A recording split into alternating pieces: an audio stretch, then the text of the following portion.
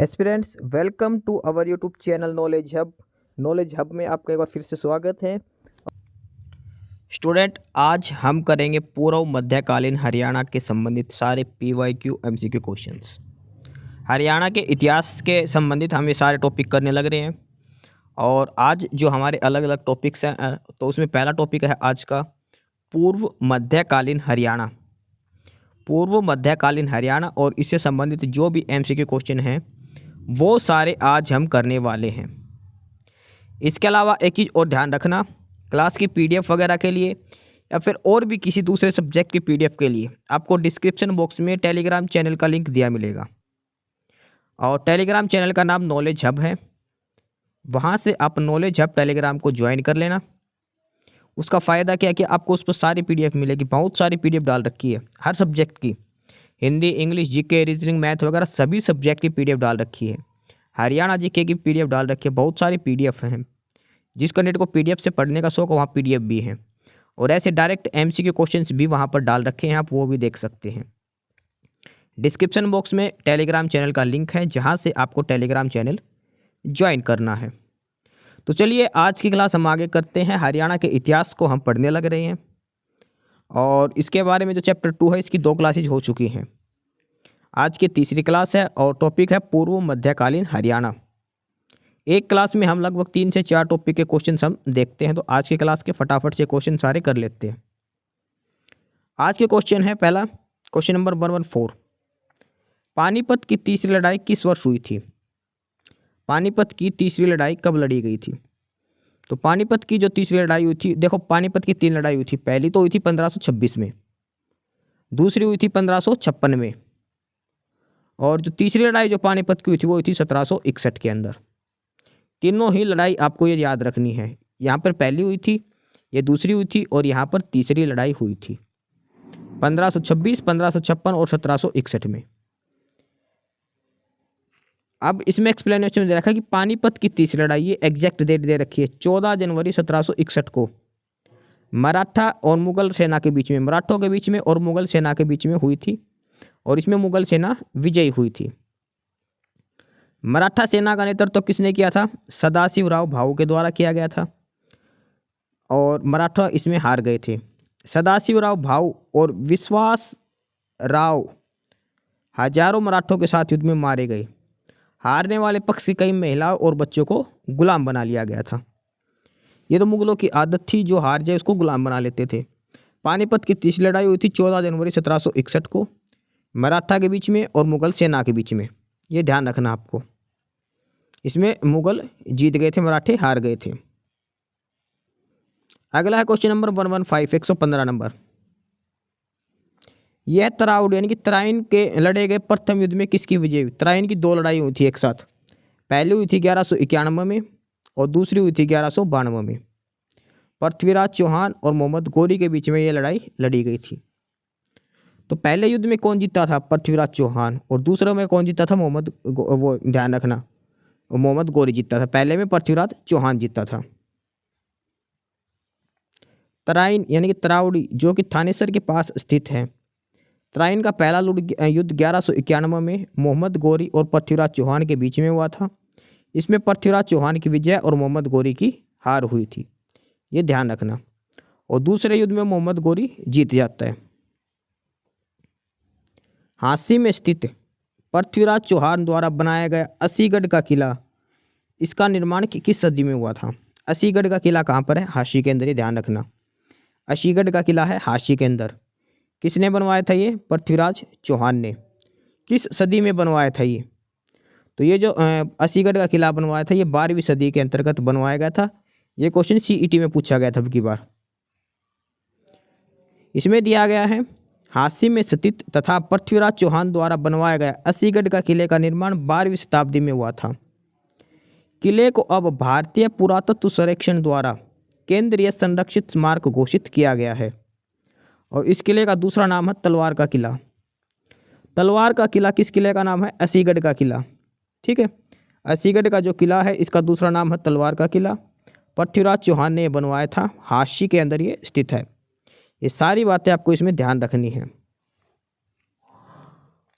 तराइन की दूसरी लड़ाई में हार गए। तराइन की दूसरी लड़ाई में कौन हार गया था? पृथ्वीराज चौहान।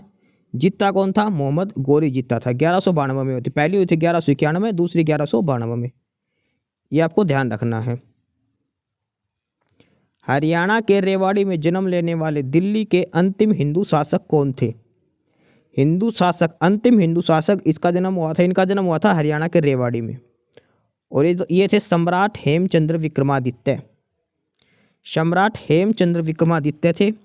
रेवाड़ी में जन्म लेने वाले हरियाणा दिल्ली के अंतिम हिंदू शासक थे ये। ठीक है। इसमें है भारत के अंतिम हिंदू सम्राट हेमू या हेमचंद्र विक्रमादित्य का जन्म 1501 में अलवर राजस्थान क्षेत्र के में मछेरी गांव में दूसूर ब्राह्मण परिवार में हुआ था। हेमू का पालन पोषण और शिक्षा वही हुई। हेमू को बचपन से कुश्ती एवं घुड़सवारी का शौक था।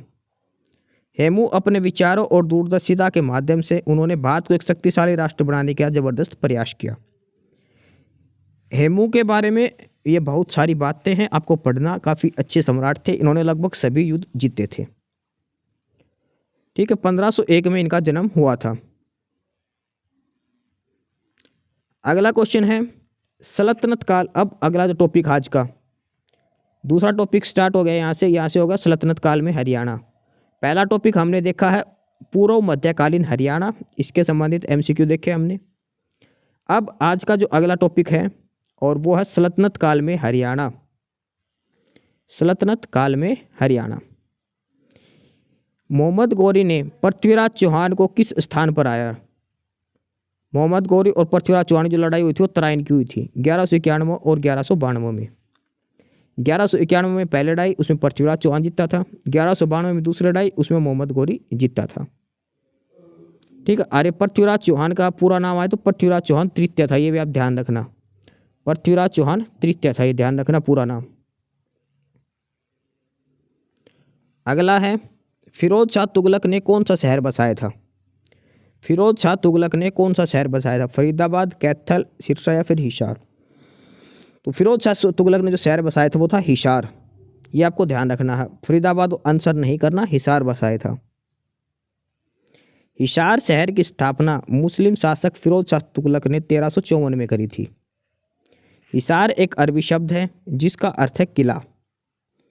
वह शहर जिसे आज हम हिसार के नाम से जानते हैं मूल रूप से हिसार ए फिरोजा या दूसरों शब्दों में कहे तो फिरोज का किला कहा जाता था।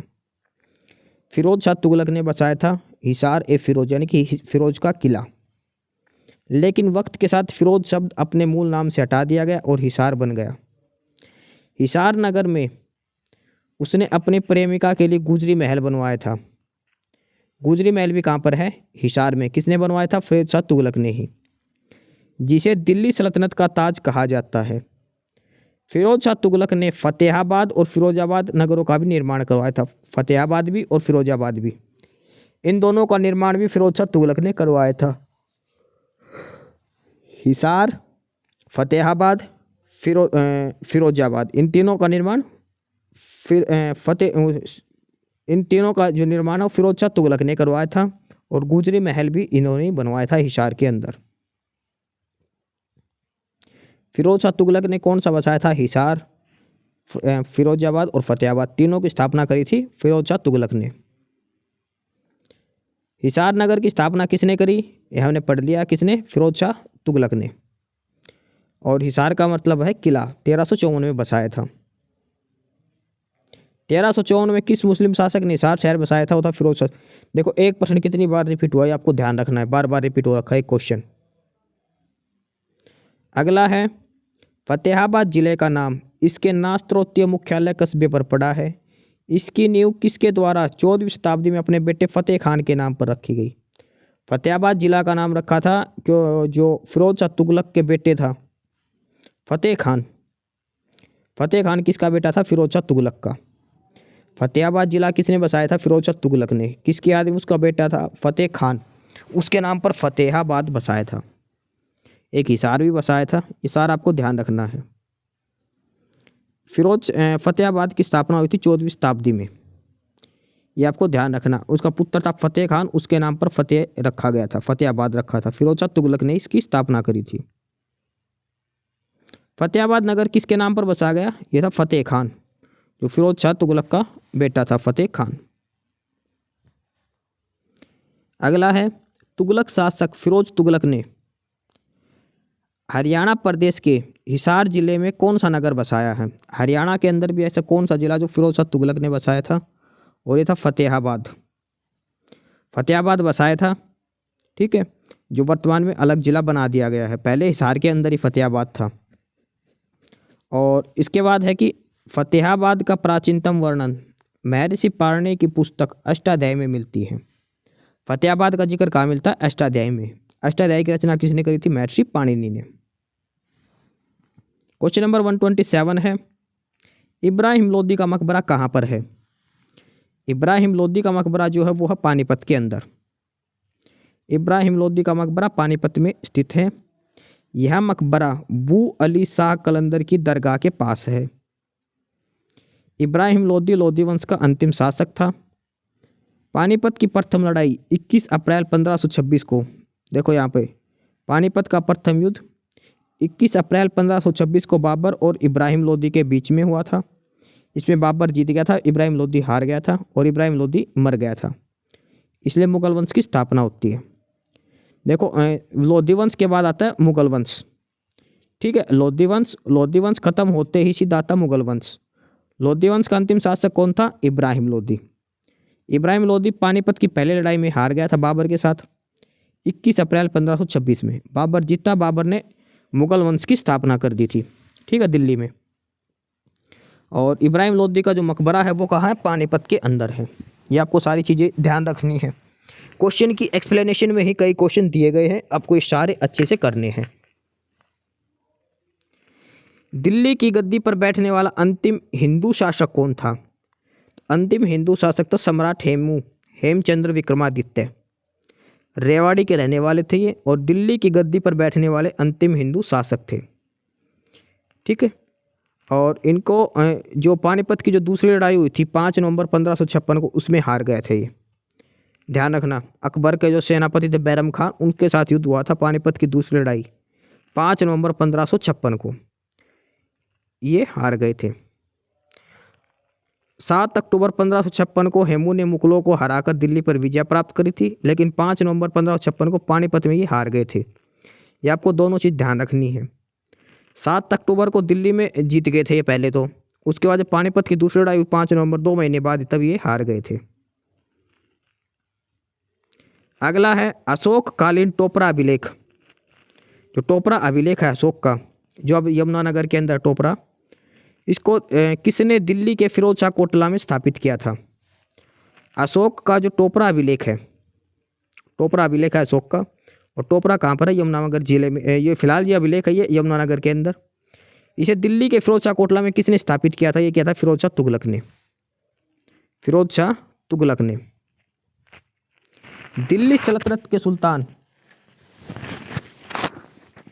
दिल्ली सल्तनत के सुल्तान फिरोज शाह तुगलक के द्वारा हरियाणा के यमुनानगर में स्थित अशोककालीन टोपरा स्तंभ अभिलेख को दिल्ली के फिरोज शाह कोटला में लाकर स्थापित किया था। एक अन्य मेरठ स्तंभ लेख को भी उत्तरी दिल्ली में स्थापित किया था। इन स्तंभ लेखों को सबसे पहले जेम्स प्रिंसेप ने 1837 में पढ़ा। अशोक के जो अभिलेख थे इनको सबसे पहले किसने पढ़ा था? जेम्स प्रिंसेप ने 1837 में पढ़ा था। मेरठ स्तंभ लेख है, इसको भी उत्तरी दिल्ली में रखवा दिया था। टोपरा जो लेख है, टोपरा जो स्तंभ लेख है, इसको भी दिल्ली के फिरोज शाह कोटला में लाकर रख दिया था। किसने करा था ये काम? फिरोज शाह तुगलक ने। फिरोज शाह तुगलक। अगला है हरियाणा के किस नगर पर तैमूर ने आक्रमण किया था? तैमूर लंग जो था इसने किस पर आक्रमण किया था? तो इसने हिसार, सिरसा, फतेहाबाद तीनों पर एक साथ आक्रमण करा था, ठीक है, तैमूर लंग ने। त्रायन की दूसरी लड़ाई किसने जीती? तो वो जीती थी मोहम्मद गौरी ने, पृथ्वीराज चौहान के साथ हुई थी 1192 में। जयचंद की वजह से पृथ्वीराज चौहान हार गया था।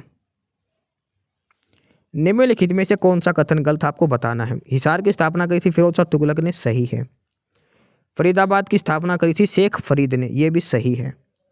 रेवाड़ी का संस्थापक राजा रेवात नहीं, ये गलत है। सिरसा की स्थापना करी थी राजा सरस ने। तो स्टेटमेंट जो थर्ड है वो गलत है। क्यों? क्योंकि रेवाड़ी की जो स्थापना करी थी वो करी थी बनारसी दास ने। रेवाड़ी की स्थापना करी थी बनारसी दास ने, ये आपको ध्यान रखना है। गुलाम वंश का अंतिम शासक जिसने हरियाणा में जंगल कटवा दिए और अत्याचार किए वह कौन था? गुलाम वंश का अंतिम शासक, खैर अंतिम तो ये था नहीं, ये हरियाणा में अंतिम शासक था, ये ध्यान रखना। गुलाम वंश का अंतिम शासक हरियाणा में, इसने जंगल कटवा दिए और अत्याचार करे, ये कौन था? बलबन था। गुलाम वंश का शासक गयासुद्दीन बलबन। इसका महत्वपूर्ण अभियान मेवात के लोगों के खिलाफ था, क्योंकि मेवात के लोग दिन दहाड़े दिल्ली के लोगों को परेशान करते थे। बलबन ने मेवात की जनजातियों को नष्ट कर दिया और उनके गांवों को उजाड़ दिया। उनकी ज़मीन छीनकर अफगानों को बचने के लिए दे दिया। गुलाम वंश का अंतिम जो शासक था वो था क्यूमर्स, ये ध्यान रखना। गुलाम वंश का अंतिम शासक था क्यूमर्स, ये ध्यान रखना आपको। शमसुद्दीन क्यूमर्स ये अंतिम शासक था। और ये जो अफगान थे, जो मुस्लिम लोग आके बसे थे मेवात के अंदर, इसलिए मेवात में आज भी मुस्लिम लोग रहते हैं। फिरोज शाह तुगलक ने कौन से जिले की स्थापना करी थी? आपको पता है, हिसार और फतेहाबाद, ये सब।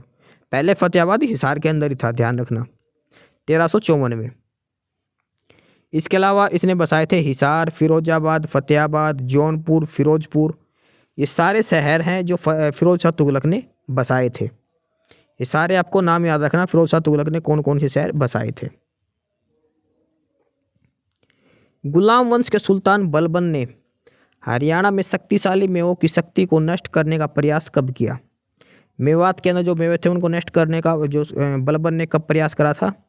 ये करा था 1265 ईस्वी में, 1265 ईस्वी में, ठीक है। और दिल्ली में शांति स्थापित करी थी इसने, क्योंकि जो मेवात के जो लोग थे वो दिल्ली वालों को ज़बरदस्ती लूटते थे। और बलबन की जो इसका वर्णन किसने करा है? बर्नी ने। बर्नी ने अपनी जो किताब है उसमें इसका वर्णन किया है। इब्राहिम लोदी का मकबरा कौन से शहर में है? इब्राहिम लोदी का मकबरा कौन से शहर में है? पंचकुला, पानीपत, फरीदाबाद या फिर रेवाड़ी? तो हमने अभी देखा इब्राहिम लोदी का मकबरा है पानीपत के अंदर। इब्राहिम लोदी लोदी वंश का अंतिम शासक था। और जो पानीपत की पहली लड़ाई हुई थी 1526 में बाबर के साथ, उसमें इब्राहिम लोदी मर गया था और भारत में मुगल साम्राज्य की स्थापना हो गई थी। इब्राहिम लोदी लोदी वंश का अंतिम शासक था। फिरोज शाह तुगलक ने कौन सा शहर खोजा? तो फिरोज शाह तुगलक ने कौन सा शहर खोजा था? हिसार, फतेहाबाद, फिरोजाबाद, ये सारे शहर फिरोज शाह तुगलक ने खोजे थे। और गुजरी महल का निर्माण भी फिरोज शाह तुगलक ने करवाया था। गुजरी महल कहाँ पर है? हिसार के अंदर। अब हम देखेंगे मुगल काल में हरियाणा। अब हम जो करेंगे वो देखेंगे मुगल काल में हरियाणा। मुगलों के शासनकाल में हरियाणा की क्या स्थिति, कौन क्या शासक बना था। तो मुगल काल में हरियाणा, अब यहाँ सारे क्वेश्चन हम इससे संबंधित करने वाले हैं। पानीपत की पहली लड़ाई बाबर और किसके बीच में हुई थी? तो बाबर और इब्राहिम लोदी के बीच में हुई थी 1526 में। बाबर इसमें जीता था, इब्राहिम लोदी मर गया था, तो लोदी वंश खत्म हो गया था और मुगल वंश की स्थापना कर दी थी बाबर ने। ये सारी बातें आपको ध्यान में रखनी है। ये क्वेश्चन 50 बार आ चुके हैं। पानीपत की पहली लड़ाई, दूसरी लड़ाई और तीसरी लड़ाई सारे मिला के। पहला युद्ध हुआ था पानीपत का 21 अप्रैल 1526 को। बाबर जीत गया था और भारतीय मुगल साम्राज्य की स्थापना हो गई। 1526 को पानीपत की पहली लड़ाई लड़ी गई थी। इब्राहिम लोदी और बाबर के बीच में कहाँ लड़ी गई थी? पानीपत। ऑप्शन ए ही इसका आंसर हो जाएगा। देखो एक क्वेश्चन घुमा फिरा के 10 बार पूछा जा चुका है। ये 4-5 बार ऊपर आ लिया, 4-5 बार नीचे आ लिया। रेवाड़ी का अंतिम सम्राट कौन था? हेमू था। ये इंपॉर्टेंट क्वेश्चन है, आपको सारे ध्यान में रख के कर रहे हैं। जो क्वेश्चन बार बार रिपीट हो रहा है तो आपको ध्यान रखना है। सारे क्वेश्चन बार बार रिपीट हो रहे तो ये सोच लो कितनी बार पेपर में आया होगा। अकबर और हेमू के बीच पानीपत की दूसरी लड़ाई कब हुई? पहली हुई थी 1526 में, दूसरी हुई थी 1556 में। पहली थी बाबर और इब्राहिम लोदी के बीच में, दूसरी है अकबर और हेमू के बीच में। अकबर की तरफ से किसने युद्ध लड़ा था? बैरम खान ने। आपको ध्यान रखना है, ठीक है। बैरम खान के नेतृत्व में एक युद्ध था जिसमें अकबर जीता था। और तीसरी लड़ाई हुई थी 1761 में मराठा और अहमद शाह अब्दाली के बीच में, तो मराठा इसमें हार गए थे। अकबर ने किसको हराया था? हेमू को हराया था। अकबर की तरफ से कौन लड़ा था? बैरम खान लड़ा था। 1526 में बाबर और इब्राहिम लोदी के बीच प्रसिद्ध युद्ध कहाँ हुआ था? पानीपत में। पानीपत की पहली लड़ाई के नाम से वो जाना जाता है। ये पानीपत के तीनों युद्ध दे रखे हैं, आप बेशक से इस चीज़ का स्क्रीनशॉट ले लो। ये चीज़ पेपर में जरूर आएगी, यहाँ से एक ना एक चीज़। पहली लड़ाई कब हुई थी, दूसरी कब, तीसरी कब, किस किस के बीच में हुई थी, कौन जीतता था, ये ध्यान रखना। ठीक है, ये सारा कुछ आपको याद रखना है। अगला है टोडरमल। टोडरमल कौन था? टोडरमल किससे जुड़े हुए हैं? तो ये होते जो लैंड रिवेन्यू है उनसे जुड़े हुए थे। ठीक है, टोडरमल अकबर के नवरत्नों में से एक थे। ये अकबर के जो नवरत्न थे उसमें टोडरमल एक था, फाइनेंस मिनिस्टर था अकबर का। यह क्वेश्चन भी पूछा गया टोडरमल किस पद पर था? ये अकबर का फाइनेंस मिनिस्टर था टोडरमल। पानीपत की प्रसिद्ध लड़ाई कहाँ लड़ी गई? पानीपत के अंदर ही लड़ी गई। ध्यान रखना 3 लड़ाई हुई थी पानीपत की। अगला क्वेश्चन, ये भी काफी इंपॉर्टेंट क्वेश्चन है। नारनौल के क्षेत्र में सतनामी सैनिकों से किस मुगल सम्राट की सेना से भयंकर युद्ध हुआ था? जो सतनामी सैनिक है और मुगल सम्राट था उनके बीच में युद्ध हुआ था नारनौल में। तो कौन सा मुगल सम्राट था उस समय जब ये युद्ध हुआ? तो वो था औरंगजेब। औरंगजेब। नारनौल कहाँ है? ये महेंद्रगढ़ के अंदर। नारनौल के क्षेत्र में सतनामी सैनिकों ने मुगल सम्राट औरंगजेब की सेना से भयंकर युद्ध किया। सतनामी साम्राज्य की स्थापना वीरभान नामक एक संत ने नारनौल में 1657 में की थी। सत्य एवं ईश्वर में विश्वास रखने के कारण वे अपने को सतनामी पुकारते थे। सतनामियों को एक ईश्वरवादी संप्रदाय कहा गया है। जो सतनामी थे इनको क्या कहा जाता है? एक ईश्वरवादी संप्रदाय कहा जाता है। इनके धार्मिक ग्रंथ को पोथी कहा जाता है। पोथी क्या था? वो था सतनामियों का धार्मिक ग्रंथ। और औरंगजेब और सतनामियों के बीच में नारनौल के मध्य युद्ध हुआ था 1657 में। 1657 में तो सतनामी संप्रदाय की स्थापना हुई थी 1657 में। ये युद्ध है जो पानीपत के तीनों मिलाने हैं। मोहम्मद साहब दाली जीता था, ये जीता था पानीपत की तीसरी लड़ाई में। बाबर और इब्राहिम लोदी पानीपत की पहली लड़ाई में। अकबर और हेमू के बीच में पानीपत की दूसरी लड़ाई। ये उनके विजेताओं के नाम दिए गए, कौन कौन जीता था ये आपको ध्यान रखना है। पानीपत की दूसरी लड़ाई 1556 में लड़ी गई थी।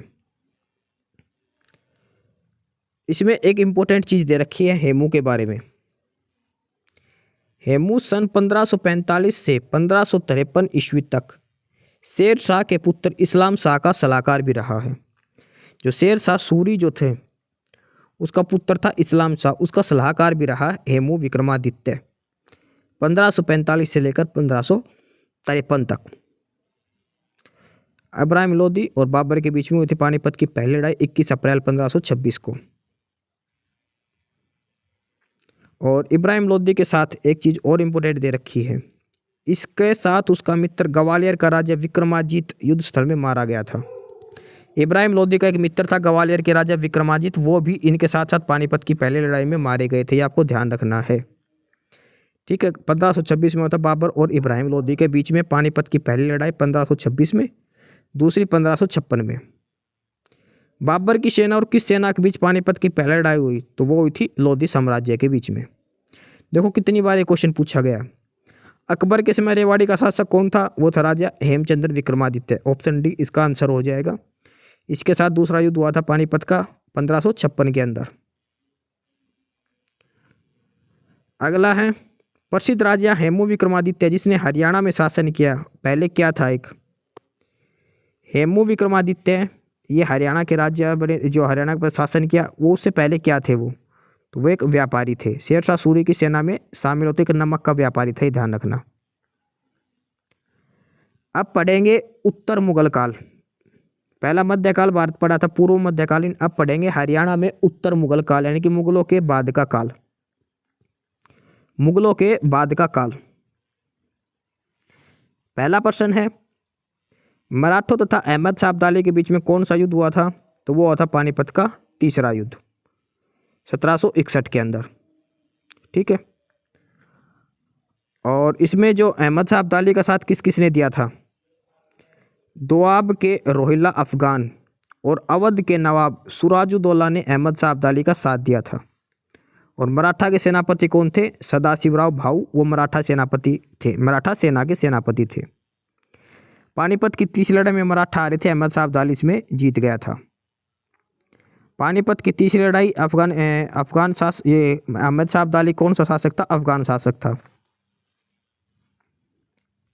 सूफी संत बू अली शाह कलंदर का जन्म कहाँ हुआ था? तो बू अली शाह कलंदर का जन्म पानीपत में हुआ था। इनकी मजार भी पानीपत के अंदर, ध्यान रखना। बू अली शाह कलंदर, इसका जन्म भी पानीपत में हुआ था। इसकी मजार या दरगाह वो भी पानीपत के अंदर है। हरियाणा के पानीपत में इनकी दरगाह स्थित है। कलंदर शाह के पिता का नाम था शेख फखरुद्दीन, जो अपने समय के महान संत और विद्वान थे। इनकी माँ हाफिजा जमाला भी धार्मिक प्रवृत्ति की थी। 1190 में कलंदर शाह का जन्म हुआ था। कलंदर शाह का जन्म कब हुआ था? 1190 में। 1312 में 122 साल की उम्र में इनका इंतकाल हुआ था। जो सूफी संत है बुली अली शाह कलंदर, 122 साल की उम्र में मृत्यु हुई थी 1312 ईस्वी में। 1190 में इनका जन्म। एस्पिरेंट्स, यही था आज की इस वीडियो में आपके लिए, ठीक है। और बाकी अगर कुछ नहीं समझ में आया या कुछ पूछना हो या फिर किसी स्पेसिफिक टॉपिक पे पूछना हो, वीडियो बनवानी हो, तो आप कमेंट बॉक्स में कमेंट कर सकते हैं, ठीक है। बाकी आप हमारा चैनल नॉलेज हब को सब्सक्राइब जरूर करें, अपने फ्रेंड्स को रिकमेंड करें और वीडियो को लाइक करें, शेयर करिए, जुड़े रहिए हमारे साथ। मिलते रहेंगे आपके साथ रोज़ रोज़ नए कंटेंट के साथ, नई अपडेट्स के साथ, ठीक है। और चैनल को शेयर ज़रूर करें अपने फ्रेंड्स के साथ। एक बार फिर से जो एस्पिरेंट्स, जो कैंडिडेट्स नए हैं, वो चैनल को सब्सक्राइब जरूर करें, अपने चैनल नॉलेज हब, ठीक है। मिलते हैं नई अपडेट्स के साथ, तब तक के लिए बाय।